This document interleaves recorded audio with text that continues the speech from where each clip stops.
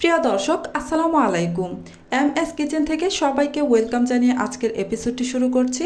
আমার আজকের এপিসোডে থাকছে কলমি শাকের একটা নতুন রেসিপি। আজকে আমি মসুরির ডাল দিয়ে কলমি শাক রান্না করব। চলুন তাহলে আর কথা না বাড়িয়ে রান্নাটা শুরু করি।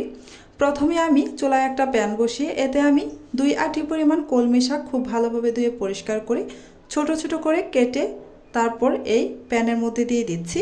প্রথমে আমি কলমি শাকটাকে সিদ্ধ করে নেব, তাই সামান্য একটু লবণ দিয়ে দিলাম স্বাদ মতো।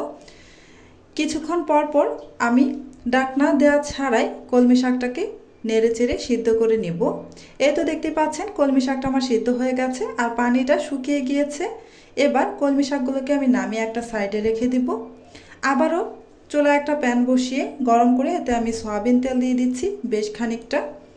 এই রান্নায় তেলের পরিমাণটা একটু বাড়িয়ে দিবেন, এতে করে খেতে খুব ভালো হবে।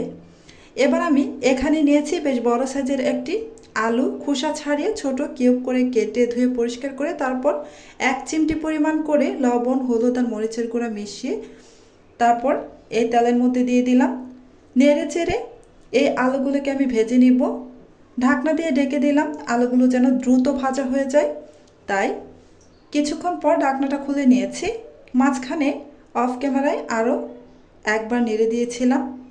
এই যে আলুটা আমার ভাজা হয়ে গেছে। এবার আমি এই আলুগুলোকে তেল ছেঁকে উঠিয়ে একটা সাইডে রেখে দেব।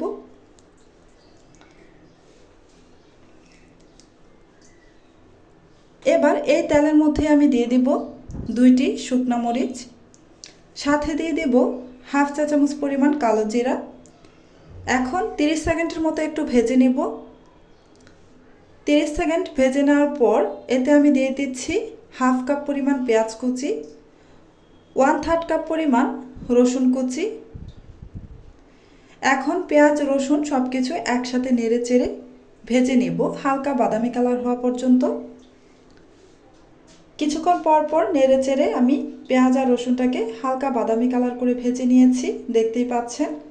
এবার আমি এতে দিয়ে দেব 1 চা চামচ পরিমাণ হলুদের গুঁড়া আর হাফ চা চামচ পরিমাণ মরিচের গুঁড়া। এ পর্যায়ে চুলার আঁচ একেবারে লোতে রাখবেন, নয়তো মশলাগুলো পুড়ে যাবে। স্বাদ মতো লবণ দিয়ে দিলাম। যেহেতু এ পর্যায়ে কোনো পানি অ্যাড করছি না, তাই চুলার আঁচ একেবারে লো হিটে রেখে নেড়ে চেড়ে 1 মিনিটের মতো ভেজে নেব। 1 মিনিটের মতো ভেজে নেওয়া হয়ে গেছে। এখন আমি এতে দিয়ে দিব মসুরির ডাল। এখানে আমি হাফ কাপ পরিমাণ মসুরির ডাল খুব ভালোভাবে ধুয়ে পরিষ্কার করে তারপর নিয়ে এসেছি, এখন এতে দিয়ে দিলাম। এবার নেড়ে চেড়ে সমস্ত কিছু একসাথে মিশিয়ে নেব। এ পর্যায়ে চুলার আঁচ মিডিয়াম হিটে রেখে এই মসুরির ডালটাকে 1 মিনিটের মতো ভেজে নেব। খুব বেশি সময় ধরে ভাজতে যাবেন না, এতে করে মসুরির ডাল সিদ্ধ হতে সময় লাগবে। 1 মিনিটের মতো ভাজা হয়ে গেছে। এখন আমি এতে 1.5 কাপ পরিমাণ পানি অ্যাড করে দিলাম। পানিটা এমনভাবে দিবেন যেন মসুরির ডালটা সিদ্ধ হয়ে যায় আর হাফ কাপ পরিমাণ পানি রয়ে যায়। এবার ঢাকনা দিয়ে ঢেকে চুলার আঁচ মিডিয়ামে রেখে আমি মসুরির ডালটা সিদ্ধ হওয়া পর্যন্ত অপেক্ষা করব। কিছুক্ষণ পর ঢাকনাটা খুলে নিয়েছি, দেখতে পাচ্ছেন মসুরির ডালটা সিদ্ধ হয়ে গেছে আর দেখতে পাচ্ছেন বেশ খানিকটা পানি রয়ে গিয়েছে। এবার আমি এতে আগে থেকে ভেজে তুলে রাখা আলুগুলো দিয়ে দিলাম। এখন একটু নেড়ে আলুগুলো ডালের সাথে মিশিয়ে নিচ্ছি। মিশানো হয়ে গেছে। এখন আমি ঢাকনা দিয়ে ঢেকে 3 মিনিটের মতো রান্না করব চুলার আঁচ মিডিয়াম হিটে রেখে। ফিরে আসছি 3 মিনিট পর।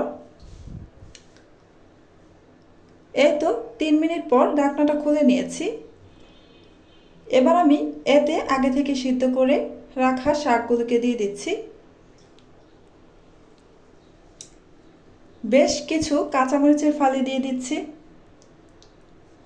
এবার নেড়ে চেড়ে ডালের সাথে শাক খুব ভালোভাবে মিশিয়ে নেব।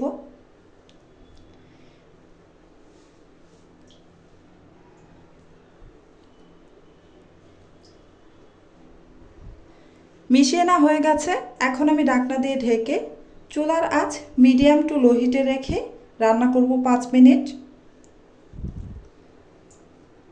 5 মিনিট পর ঢাকনাটা খুলে নিয়েছি। এখন একটু নেড়ে চেড়ে দিচ্ছি। শাক রান্নাটা আমার কমপ্লিট হয়ে গেছে।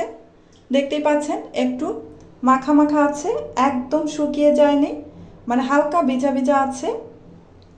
এভাবেই নামিয়ে ফেলতে হবে, কেননা মসুরির ডাল নামানোর পর আরও টেনে আসে, তাই এ পর্যায়ে নামিয়ে নিব। এই তো নামিয়ে আমি সার্ভ করে নিয়েছি। এভাবে কলমি শাক দিয়ে মসুরির ডাল রান্না করে একদিন খেয়ে দেখবেন, খেতে দুর্দান্ত লাগে গরম গরম ভাতের সাথে। আজকের মতো এখানেই বিদায় নিচ্ছি। আপনারা অনেক বেশি ভালো থাকবেন, সুস্থ থাকবেন।